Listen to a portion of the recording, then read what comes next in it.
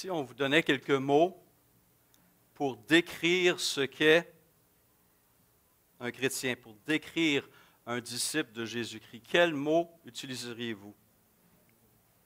Comment les gens du monde vous décriraient s'ils vous connaissaient personnellement? J'entends ce témoignage d'Anne dans son milieu de travail, ça me fait réfléchir à cette question. Si on devait demander à nos collègues de travail ce qu'ils comprennent de ce qu'est un chrétien et une chrétienne à la lumière de ce qu'ils voient en nous, quels mots utiliseraient-ils? Si on devait poser la question aux membres de notre famille non croyante, à nos voisins, quelle qualité notre vie manifesterait-elle?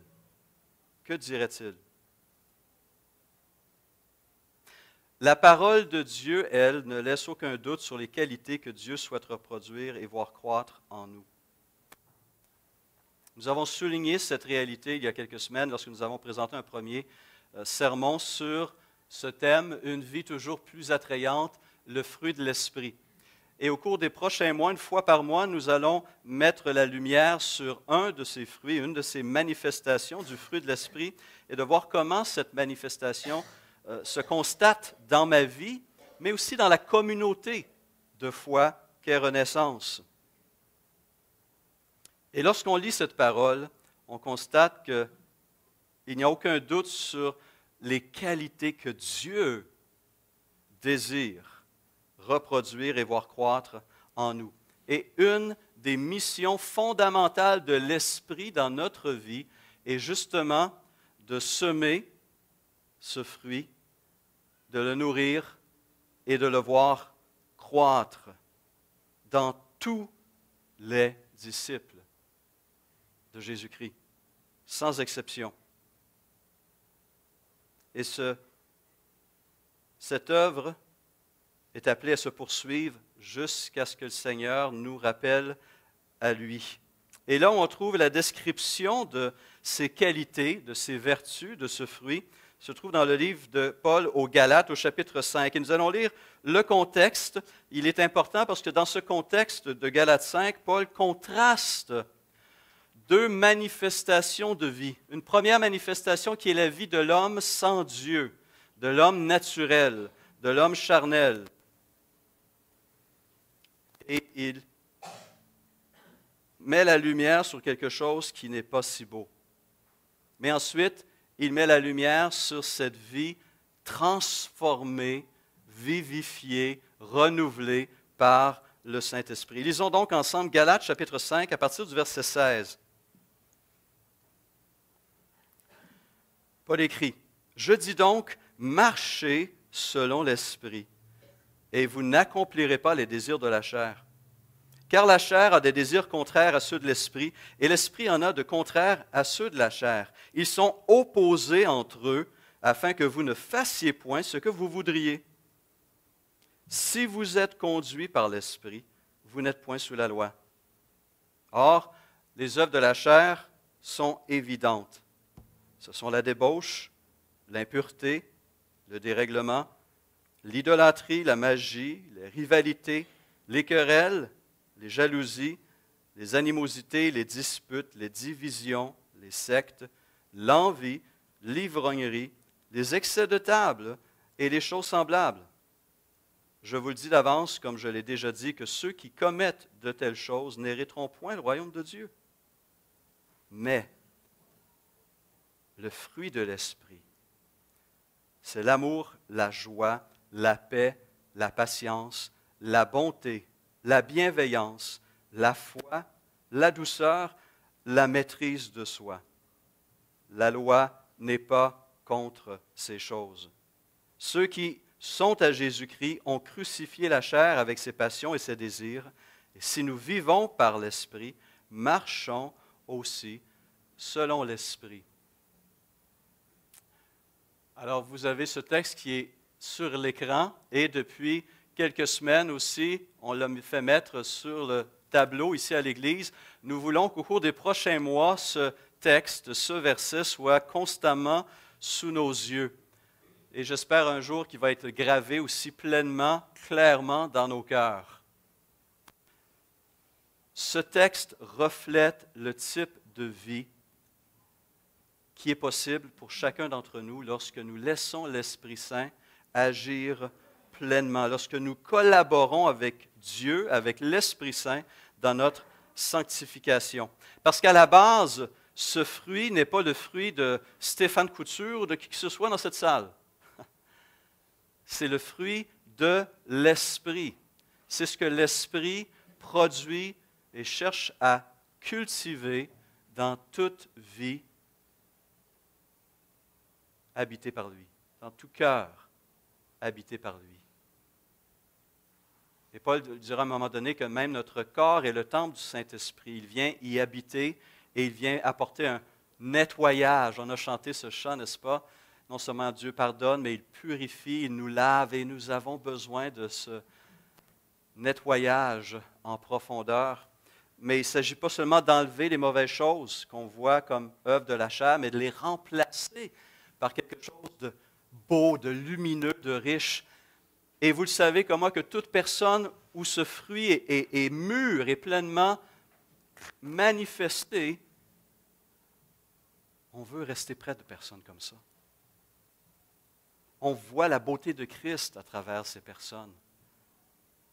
Et on est béni par des personnes qui manifestent cette vie surnaturelle et cette vie spirituelle. Et donc, nous voulons explorer ce que veut dire, ce que représente ce fruit de l'Esprit ensemble. Et la première, la plus fondamentale des manifestations de la vie de l'Esprit, dans la vie du croyant, finalement, ne pouvait être autre chose que l'amour. Cet amour qui est décrit par Paul en Colossiens 3,12 comme le lien de la perfection. Il écrit ceci: « Ainsi donc, comme des élus de Dieu, saints et bien-aimés, revêtez-vous de sentiments de compassion, de bonté, d'humilité, de douceur, de patience. Supportez-vous les uns les autres. Et si l'un a sujet de se plaindre de l'autre, pardonnez-vous réciproquement. De même que Christ vous a pardonné, pardonnez-vous aussi. Mais par-dessus toutes ces choses, écrit Paul, par-dessus toutes ces choses, revêtez-vous de l'amour qui est le lien de la perfection. Et que la paix de Christ à laquelle vous avez été appelés pour former un seul corps règne dans vos cœurs. » Qu'est-ce qu'on constate dans cet autre texte de Colossiens 3? On retrouve les mêmes qualités mentionnées en Galates 5. C'est une vérité qui revient dans les écrits de Paul. Lorsque l'Esprit prend le contrôle d'une vie, cette vie est transformée et est appelée à refléter ces 9 qualités ou vertus. Cet amour est aussi une grâce supérieure à toutes les autres, à tout ce qu'on peut posséder, recevoir, donner et vivre. Mais sans cet amour, l'impact ou la mise en pratique de tous ces autres dons, de toutes ces autres capacités, ne donnera rien auprès des autres. Voici comment Paul dit cette vérité en 1 Corinthiens 13, un texte que certains certainement ont mémorisé parce que c'est le passage clé sur l'amour. Mais il commence cet enseignement avec ces paroles. Il dit, « Quand je parlerai les langues des hommes et des anges, si je n'ai pas l'amour, je suis un airain qui résonne ou une cymbale qui retentit. Et quand j'aurai le don de prophétie, la science de tous les mystères et toute la connaissance, quand j'aurai même toute la foi jusqu'à transporter des montagnes, si je n'ai pas l'amour, je ne suis rien. Et quand je distribuerai tous mes biens pour la nourriture des pauvres, quand je livrerai même mon corps pour être brûlé, si je n'ai pas l'amour, cela ne me sert à rien. » L'amour est le plus important de toutes mes possessions, a plus de valeur que tout ce que je peux recevoir dans une vie ou donner dans une vie. Et une vie qui n'est pas caractérisée par cet amour devant Dieu, finalement, elle est vide, et sans réelle valeur. Elle est au-dessus de toutes les autres grâces. 1 Corinthiens 13 dit ceci: maintenant, ces trois choses demeurent, la foi, l'espérance et l'amour, mais la plus grande de ces choses, c'est l'amour. Et il ajoute, recherchez cet amour, recherchez l'amour. Et encore une fois, il faut préciser ce qu'on entend par ce terme amour, parce qu'en grec, dans la langue du Nouveau Testament, on pouvait utiliser différents termes pour décrire l'amour. Il ne parle pas de l'amour érotique, éros, l'amour sexuel. Ce n'est pas ce genre d'amour qui est mentionné dans 1 Corinthiens 13 ou dans Galates chapitre 5. Ce n'est pas l'amour philos, l'amour amitié. On a des amitiés, c'est bien, c'est normal. Nous sommes des êtres relationnels, nous avons été créés pour être en relation. Et il y a ce degré d'amour qui est bien, mais ce n'est pas le type d'amour qui est mentionné ici. Il y a différents types d'amour encore qui sont mentionnés, mais celui qui est mentionné dans ces textes, c'est l'amour que nous appelons l'amour agapé, selon le terme grec. C'est un amour qui donne une valeur incroyable à l'objet ou à la personne aimée. C'est un amour qui va élever la personne qui reçoit cet amour et qui la considère précieuse, profondément précieuse. Et c'est un amour qui va se donner à ces personnes, à ces gens. Et ce n'est rien de moins que le reflet de la nature même de Dieu dans nos vies. Car Dieu est amour. Et si j'ai été crucifié avec Christ, je vis aussi en lui. Et si je vis, ce n'est plus moi qui vis, c'est Christ qui vit en moi. Est-ce que ma vie reflète cette réalité? Est-ce que je laisse cet amour de Dieu me remplir pour ensuite la donner? L'importance de cet amour va se constater tout au travers le Nouveau Testament. Il est présenté à un certain moment comme l'atmosphère au sein duquel nous conduisons notre vie chrétienne. Éphésiens 5,2 dit « Marchez dans l'amour ». C'est cette réalité qui doit nous entourer partout où nous allons. C'est le vêtement que nous revêtons, selon Colossiens 3,14. L'amour doit être ce qui motive nos paroles et nos actions. Que tout ce que vous faites se fasse avec amour, écrit Paul à la conclusion de sa première épître aux Corinthiens. L'amour est le secret de l'unité chrétienne. C'est la manifestation de la maturité chrétienne, où en Éphésiens 4,15, nous sommes invités à professer la vérité dans l'amour. Pas juste professer la vérité, pas juste aimer, mais la vérité dans l'amour. Et lorsque ces deux choses se retrouvent, nous croîtrons à tous égards en celui qui est le chef, Christ. Et cet amour va nous aider aussi à fixer un cadre dans l'exercice de notre liberté chrétienne. Oui, nous sommes libres en Christ, mais nous allons limiter cette liberté si elle risque de heurter un frère ou une sœur qui n'a pas cette même compréhension de la parole de Dieu, de la liberté en Christ que nous. Et bien sûr, ce texte bien connu, la marque même du chrétien doit être l'amour. Je vous donne un commandement nouveau.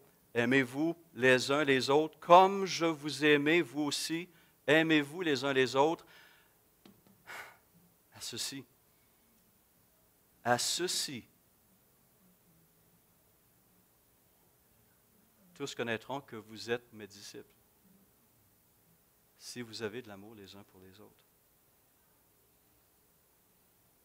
À ceci, tous connaîtront que vous êtes mes disciples.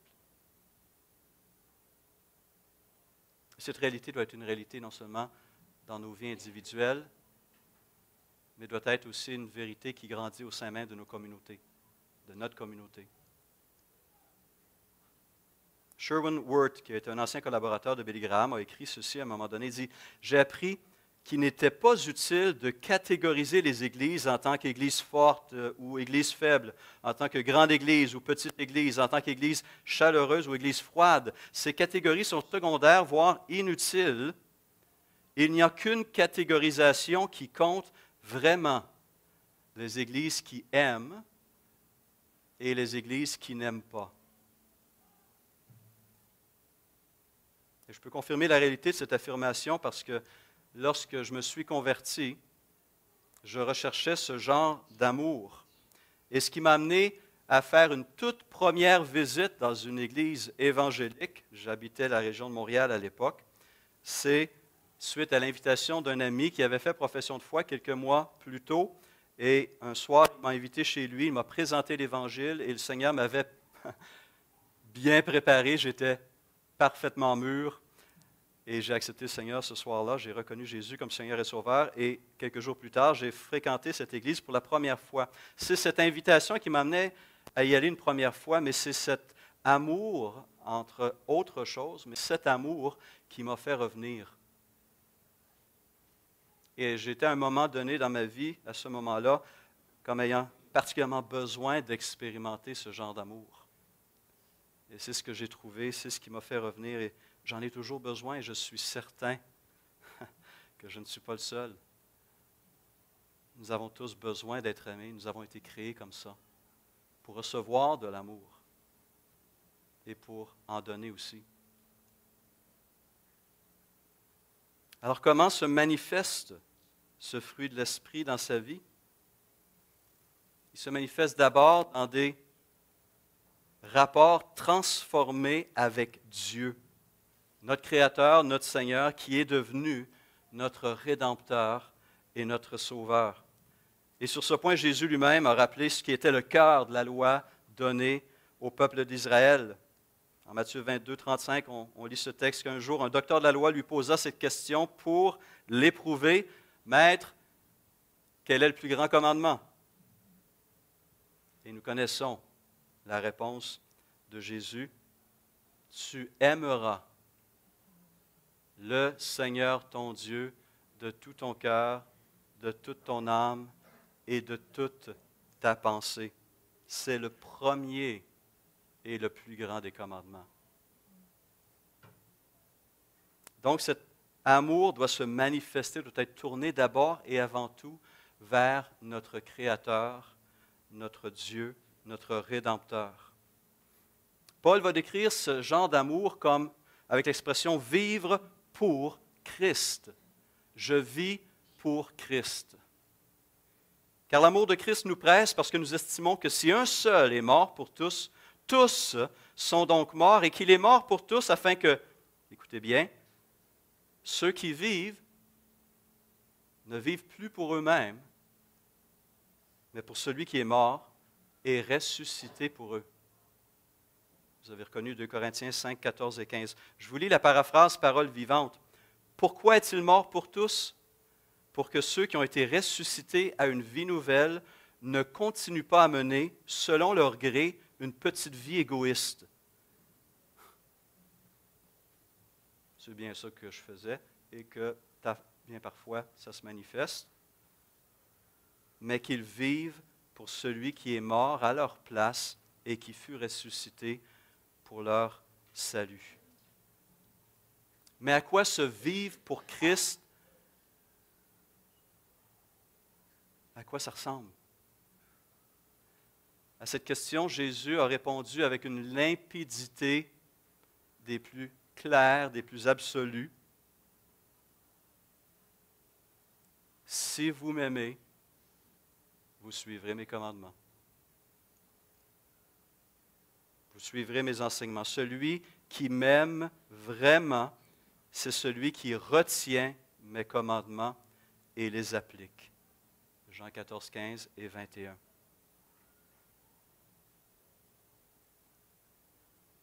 Donc, ma première question que je me pose avant de vous la poser, jusqu'à quel point cette parole est une réalité dans ma vie, dans toutes les activités que je peux faire, dans l'usage de mon temps, dans ce qui meuble mon esprit, ce qui remplit mon cœur.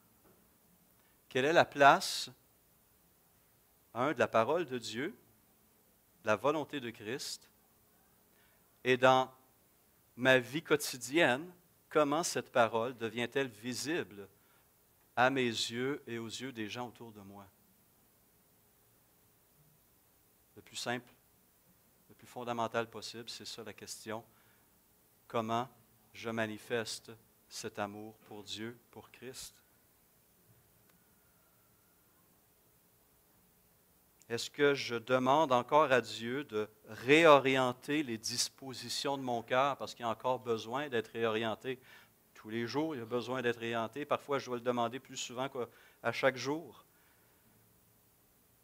Qu'il renouvelle et transforme et purifie les désirs, les aspirations de mon cœur. Qu'est-ce qui m'excite? Qu'est-ce qui me passionne? Qu'est-ce qui encore peuple mon esprit jour après jour? Où est Christ? En moi et dans ma vie.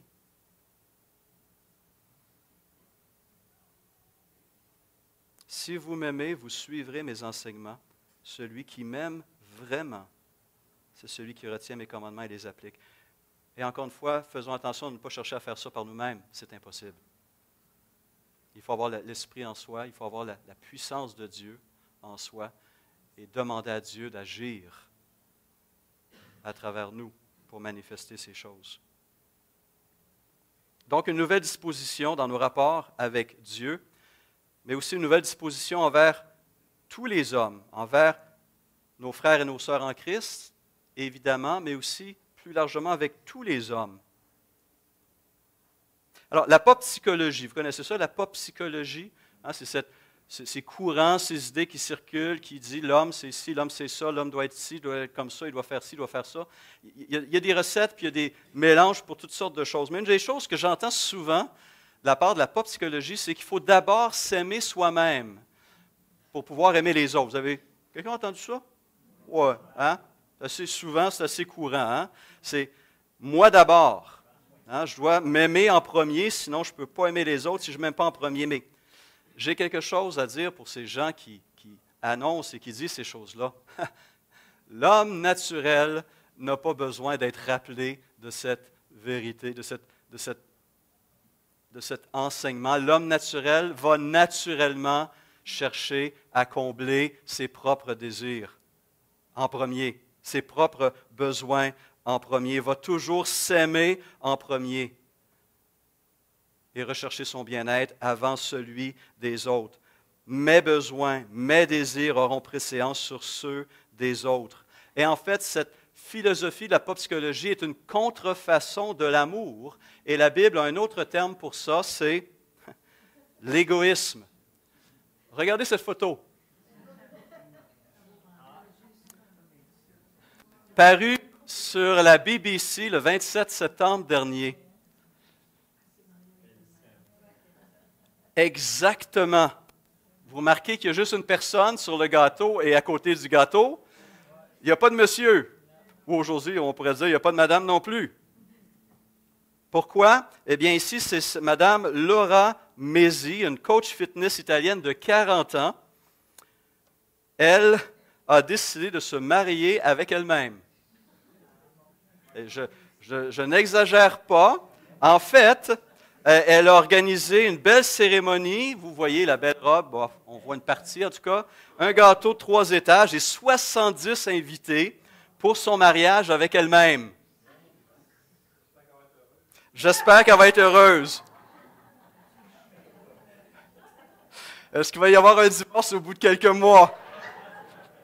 Ça va être difficile à ce moment-là, hein? Mais savez-vous qu'est-ce qu'elle dit? Elle dit, je crois fermement que nous devons tous d'abord nous aimer nous-mêmes. Et elle ajoute, on peut vivre un conte de fées sans prince. Incroyable. Et vous savez ce qu'elle fait, cette dame, ce qu'elle a fait? Eh bien, c'est une tendance qu'on voit de plus en plus, encore très, très minime, mais c'est une tendance qu'on voit dans différentes régions du monde. Et on l'appelle, prochain diapo, on a même un terme pour cela, la sologamie. Alors, je ne pouvais pas passer une histoire comme ça qui m'a renversé le 27 septembre dernier, où moi, mon plaisir, mon bonheur, rien n'est plus important que moi. Et la Bible appelle cela tout simplement bon vieil égoïsme. Et c'est à cause de cette disposition naturelle du cœur déchu de se mettre toujours en premier, à la première place, au centre, que Paul est obligé même à des chrétiens de dire des choses comme ceci, que chacun de vous, au lieu de considérer ses propres intérêts, considère aussi ceux des autres. Autrement dit, ayez en vous les sentiments qui étaient en Jésus-Christ. Ayez en vous les sentiments qui étaient en Jésus-Christ. Et de façon plus subtile, ça dépend de comment on la lit, Paul s'est lui-même donné un exemple quelques versets plus haut dans Philippiens chapitre 1. Il fait une déclaration que je lis souvent, comme vous savez, mais qui m'a frappé récemment. Voici ce qu'il dit, vous connaissez le texte. « S'il est utile pour mon œuvre que je demeure, que je vive dans la chair, je ne saurais dire ce que je dois préférer. Je suis pressé des deux côtés. J'ai le désir, quoi? De m'en aller et d'être avec Christ, ce qui de beaucoup est le meilleur. » Il le dit, il précise, ce qui de beaucoup est le meilleur. Mais qu'est-ce qu'il ajoute? Mais à cause de vous, Philippiens, il est nécessaire que je demeure dans la chair et je suis persuadé, écrit-il, je sais que je demeurerai, que je resterai avec vous tous pour votre avancement et pour votre joie dans la foi. Qu'est-ce que Paul est en train de dire ici? Qu'il a fait un choix conscient de refuser ce qui était le meilleur pour lui. C'est ça qu'il dit. J'ai le désir de m'en aller, d'être avec Christ, ce qui de beaucoup est le meilleur. Paul refuse le meilleur pour lui-même parce que ce n'était pas le meilleur pour les autres. Ça m'a arrêté, je vais vous dire. Un amour qui se manifeste jusqu'à ce point-là, qui n'est pas se priver pour les autres.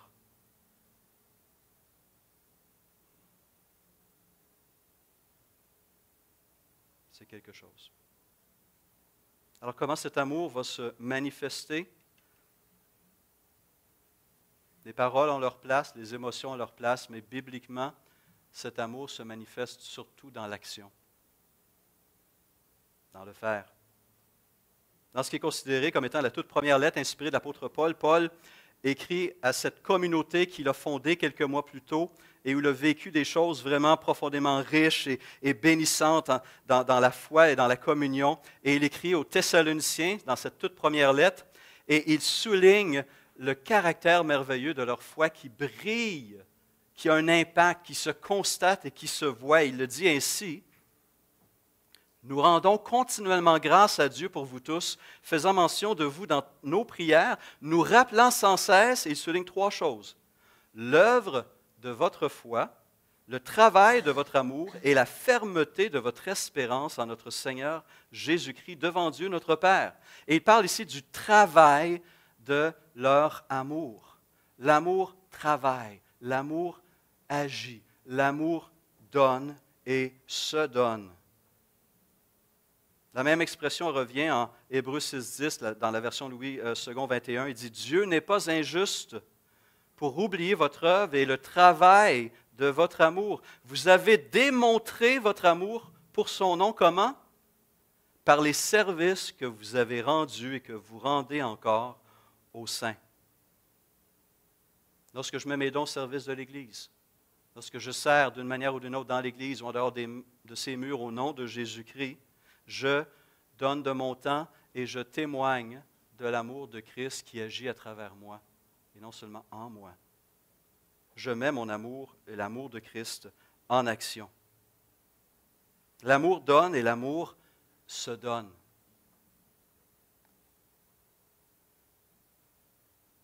Et c'est à cause de cela que Paul dira, « Devenez donc les imitateurs de Dieu comme des enfants bien-aimés, et marcher dans l'amour à l'exemple de Christ qui nous a aimés et qui s'est livré lui-même à Dieu pour nous, comme une offrande et un sacrifice de bonne odeur. » Lorsque l'amour de Christ, lorsque ce fruit de l'Esprit se manifeste, il va me rendre plus sensible. aux besoins de mes frères et de mes sœurs et de mes prochains. C'est un amour qu'avaient les chrétiens de Macédoine, dont Philippe était une des villes principales. Lorsque Paul écrit aux Corinthiens pour les encourager à participer à cette collecte en faveur des chrétiens pauvres de Jérusalem, il donne l'exemple de ces Macédoniens. Il dit, « Nous vous faisons connaître, frères, la grâce de Dieu qui s'est manifestée dans les églises de la Macédoine, à travers la grande épreuve de leurs afflictions, leur joie débordante et leur pauvreté profonde ont produit avec abondance de riches libéralités de leur part. Ils ont, je l'atteste, donné volontairement selon leurs moyens, et même au-delà de leurs moyens, nous demandant avec de grandes instances la grâce de prendre part à l'assistance destinée aux saints. Et non seulement ils ont contribué, comme nous l'espérions, mais ils se sont d'abord donnés eux-mêmes au Seigneur, puis à nous par la volonté de Dieu. » Et il va ensuite donner ce défi aux Corinthiens, « De même que vous excellez en toutes choses, en foi, en parole, en connaissance, en zèle, à tous égards, et dans votre amour pour nous, faites en sorte d'exceller aussi dans cette œuvre de bienfaisance. » Je ne dis pas cela pour donner un ordre, mais pour éprouver, par l'exemple du zèle des autres, la sincérité de votre amour. Donnez-leur donc à la face des églises la preuve de votre amour et montrez-leur que nous avons sujet de nous glorifier de vous. L'amour se manifeste à travers le don de ses biens, de son argent, besoins qui vont répondre aux besoins matériels, physiques et spirituels du monde qui nous entoure. Est-ce que je suis touché par ces besoins qui sont là autour de moi? Est-ce que je cherche activement à, d'une manière ou d'une autre, soulager la souffrance que je constate autour de moi, à promouvoir la justice dans un monde qui est injuste, à propager l'Évangile et à voir la croissance de l'Église de Jésus-Christ dans ma ville et jusqu'aux extrémités de la terre? Est-ce que ma vie soutient ce genre de choses? Car si quelqu'un possède les biens du monde et que, voyant son frère dans le besoin, lui ferme ses entrailles, comment l'amour de Dieu demeure-t-il en lui? Petits enfants, n'aimons pas en parole et avec la langue, mais en action et avec vérité. Par là, nous connaîtrons que nous sommes de la vérité et nous rassurerons nos cœurs devant lui. Il y a un bénéfice pour nous aussi dans ça. Ça rassure nos cœurs de voir cette manifestation de l'amour de Dieu qui agit. Donc, dans la manière dont je gère mon argent, je reflète ce que j'aime. On peut le résumer comme ceci. Mais aussi dans la manière dont je vais gérer mon temps aussi, je témoigne de ce que j'aime.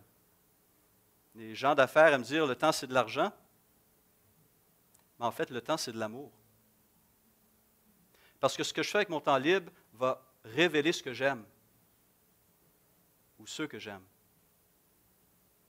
Quel temps je passe. Comment j'utilise mon temps pour bénir, pour soutenir, pour encourager, pour aider, pour accompagner. Et ça aussi, cette réalité est appelée à nous parler. Une manifestation de cet amour, c'est à travers une vie qui donne et qui se donne. Mais je termine avec une dernière caractéristique de cet amour. Un amour qui est coûteux. C'est celui du pardon. Je crois que j'ai un verset. On va y revenir un petit peu plus loin. Dieu nous a donné son Fils en tant que sacrifice d'expiation pour qu'il puisse nous pardonner, qu'il puisse détourner sa colère sur son Fils, exercer son jugement sur lui plutôt que sur nous, afin de pouvoir nous accorder son pardon parce que la faute aurait été payée en Christ. Et Jésus nous pose en quelque sorte la question, est-ce que vous vous aimez les uns les autres suffisamment pour pardonner aux autres comme moi je vous ai pardonné? Parce que si je refuse le pardon à mon frère, je refuse de l'aimer comme Christ m'a aimé. Si quelqu'un dit « j'aime Dieu » et qu'il haïsse son frère, c'est un menteur. Je répète, si quelqu'un dit « j'aime Dieu » et qu'il haïsse son frère, c'est un menteur. Car celui qui n'aime pas son frère qu'il voit, comment peut-il aimer Dieu qu'il ne voit pas?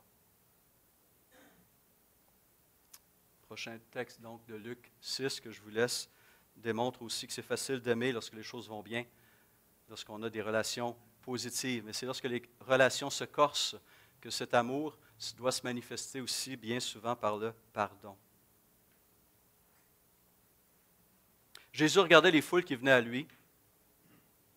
Et les évangélistes nous disent, lorsque les apôtres ont observé Jésus à la vue de ces foules, ils ont vu dans son regard, dans son corps, qu'il était profondément ému de compassion.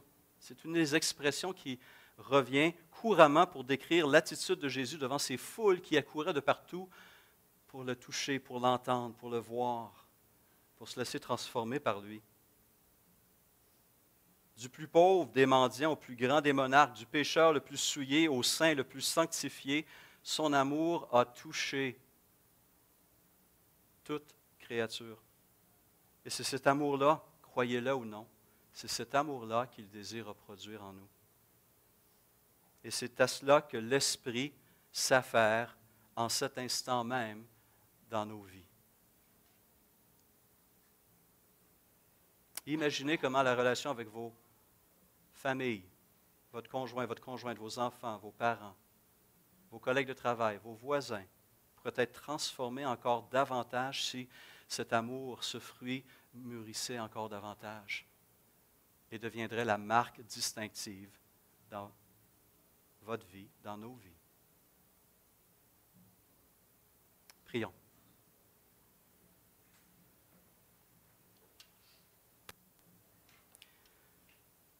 Seigneur, en cet instant, comme j'aimerais être animé du même désir qui remplissait le cœur des fils de Corée, qui disait, comme une biche soupire après les courants d'eau, ainsi mon âme soupire après toi, ô Dieu. Mon âme a soif de Dieu, du Dieu vivant. Mon âme désire, Seigneur, être rafraîchie à nouveau par la présence de ton esprit, par l'action de ton esprit, par le fruit de ton esprit. Seigneur, nous confessons que nous avons encore un cœur partagé. Nous avons encore une âme partagée. Nous avons encore des pensées partagées. Et que ce que tu nous demandes comme étant le premier des commandements, Seigneur, nous échouons trop souvent. Puisses-tu, s'il te plaît, aujourd'hui même, cet après-midi, cette semaine, renouveler nos paroles, nos actions et nos attitudes et les remplir de la puissance de ton amour à nouveau, de nous remplir, Seigneur, de ton amour afin qu'on puisse donner cet amour aux autres. Seigneur, nous avons tous besoin de recevoir cet amour. Ce n'est pas dans notre conjoint, ce n'est pas dans nos enfants, ce n'est pas dans nos amis qu'on va retrouver ce genre d'amour. Cet amour agapé, surnaturel, c'est en toi. Et tu veux nous le donner. Alors nous prions encore ce matin, Seigneur Jésus. Déverse dans nos cœurs cet amour. Inonde-nous à nouveau de cet amour, afin que non seulement nous puissions t'aimer toi, mais aussi aimer nos frères, nos sœurs en Christ davantage, mais aussi nos prochains, comme tu nous le demandes. En ton nom et par la puissance de ton esprit, nous prions cette prière. Amen.